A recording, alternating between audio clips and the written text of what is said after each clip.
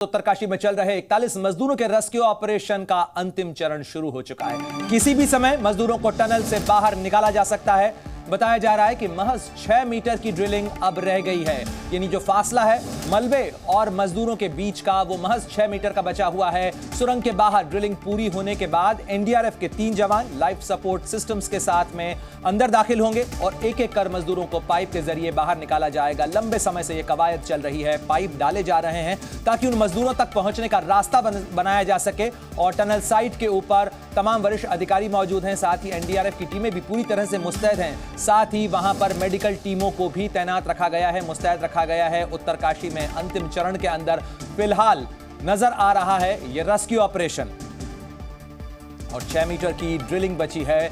और आपको 3 तस्वीरें दिखाते हैं किस तरीके से तमाम तैयारियां रखी गई हैं, क्योंकि किसी भी समय वो खुशखबरी सामने आ सकती है जब मजदूर बाहर आ सकते हैं। तो देखिए, रेस्क्यू ऑपरेशन का आज 12वां दिन है। आज उम्मीद की जा रही है कि वो मजदूर जो बीते 12 दिनों से फंसे हुए थे वो बाहर निकल आएंगे। अंतिम चरण में रेस्क्यू ऑपरेशन है, क्योंकि महज 6 मीटर की ड्रिलिंग अब बाकी रही है। और सुरंग के बाहर 11 एम्बुलेंस को तैनात रखा गया है और इस तरह से तैनात रखा गया है कि टनल से बाहर निकलते ही उन मजदूरों को तत्काल चिकित्सकीय सुविधा मुहैया कराई जा सके। इन मेडिकल इक्विपमेंट्स के जरिए उनको जो भी जरूरी सहायता होगी वो मुहैया कराई जाएगी। साथ ही अस्पताल भी तैयार रखा गया है ताकि 41 बेडेड हॉस्पिटल के अंदर अगर किसी को जरूरत होती है तो उसे भी अस्पताल पहुंचाया जा सके।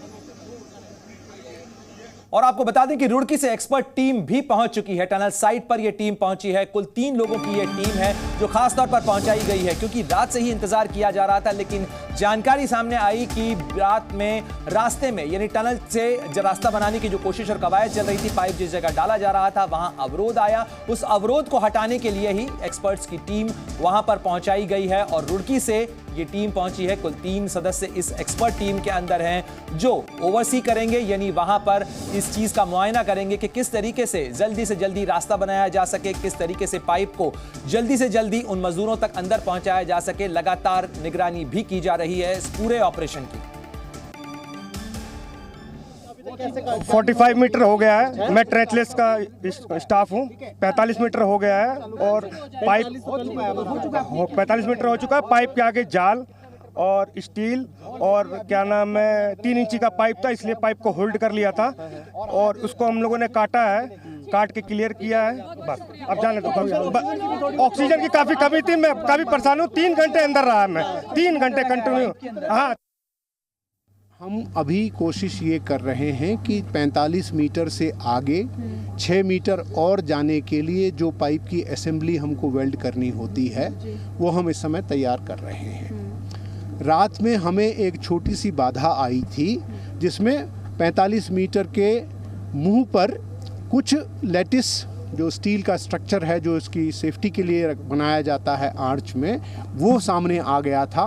उसको उस वहाँ पर अंधेरे के ऑक्सीजन लेस एनवायरनमेंट में काटने में रात हमें 6 घंटे लगे, लेकिन मुझे खुशी है आपको बताते हुए कि वो सारे हिस्से को हम वहाँ से साफ कर चुके हैं। आगे भी तो देखिए, जिस तरीके से आप रात को आराम से सो रहे थे, लेकिन उस दौरान भी एनडीआरएफ और तमाम जो रेस्क्यू टीम थी वो लगातार मौके पर तैनात थी, क्योंकि सवाल 41 जानों को बचाने का है, जिसको बचाने का अभियान इस समय अंतिम चरण में नजर आ रहा है। आपको बता दें दरअसल इस समय क्या कुछ हो रहा है वहां पर। तो देखिए, 60 मीटर का कुल मलबा था, 60-61 मीटर का ये पूरा मलबा था। 45 मीटर तक जो है वो वहां पर पहुंच चुके हैं, यानी ड्रिलिंग हो चुकी है। 51 मीटर ड्रिलिंग जो है वो पूरी हुई है। सुरंग की कुल लंबाई करीब 4.5 किलोमीटर की है और इसके अंदर जो ड्रिलिंग हो चुकी है उसमें 800 mm का रेस्क्यू पाइप डाला गया है।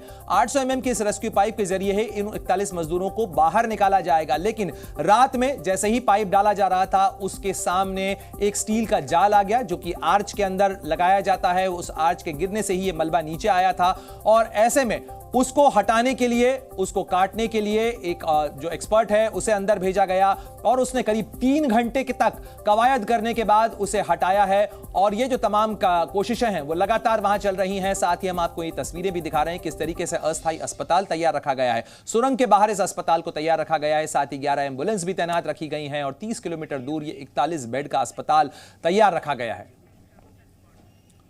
और एनडीआरएफ के के विशेषज्ञ रहे पीके मिश्रा हमारे साथ जुड़ गए हैं। सर, कल भी आपसे बात हो रही थी, लेकिन आज की अगर बात की जाए, कल हम उम्मीद कर रहे थे कि वो जो ड्रिलिंग है वो कंप्लीट हो जाएगी, लेकिन रात को अवरोध सामने आया, स्टील का जाल सामने आया, जिसके बारे में बताया जा रहा है कि अब इसे हटा दिया गया है। ये 6 मीटर की जो ड्रिलिंग बची है, कितना वक्त लगना चाहिए, इसमें कितनी उम्मीद की जाए सर? प्रणय, मैं क्लियरली बता रहा हूं, कल रात को आप भी थे और मैं भी था। हमें उम्मीद था कि कल रात को 12-1 बजे तक शायद हमारे श्रमिक जो है ये बाहर आ जाएंगे, शुभ समाचार मिलेगा। लेकिन क्या हुआ, चार सरिया मिला जिसके ऊपर वो अपना जो इक्विपमेंट था वो लग गया, जिसके लिए सरिया को काटने के लिए वो गैस कटर लेकर के एनडीआरएफ के जवान वो पाइप के अंदर 800 mm पाइप के अंदर जा करके ब्रीदिंग apparatus लेकर के रात भर उसको किसी भी तरीके से 4 जो आयरन रॉड आ गया था रास्ते में उसको काट दिए हैं। अब उसके बाद जो है कल रात को जो बचा था 12 मीटर में हमको 2 पाइप और लगाना था। उसमें एक पाइप लगाने के टाइम पर ये 4 सरिया आया था।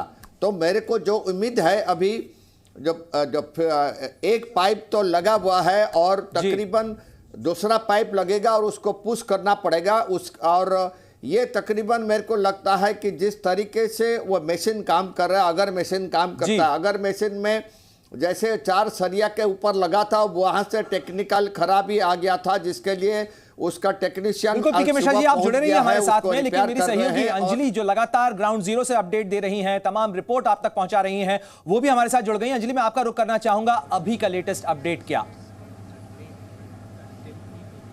जी देखिए, आपको बताएं जो सरिया जो आयरन रॉड्स हम बता रहे थे कि देर रात जिसकी वजह से ये अड़चन आई थी जब अगला पाइप डालने की कोशिश की जा रही थी 45 मीटर का डिस्टेंस कवर करने के बाद, तो उसमें ये ज़रूर अपडेट आधिकारिक तौर से अब हमको मिल गया है सूत्रों के हवाले से कि वो सरिया जो है वो काटने का काम एनडीआरएफ की टीम ने पूरा कर लिया था। और इसके साथ ही जो ऑगर मशीन में खराबी आई थी उसको लेकर ये अपडेट अभी यहाँ पर दिया गया है कि उसको उसके जोड़ने का काम यानी उसके अलाइनमेंट का काम जो है वो शुरू कर दिया गया है। कुछ तकनीकी विशेषज्ञ ज़रूर बुलाए गए थे, लेकिन इसके साथ एक एक्सपर्ट्स की टीम इसलिए भी बुलाई गई है कि यहाँ पर जो वाइब्रेशंस होते हैं उसकी स्टडी कर सके।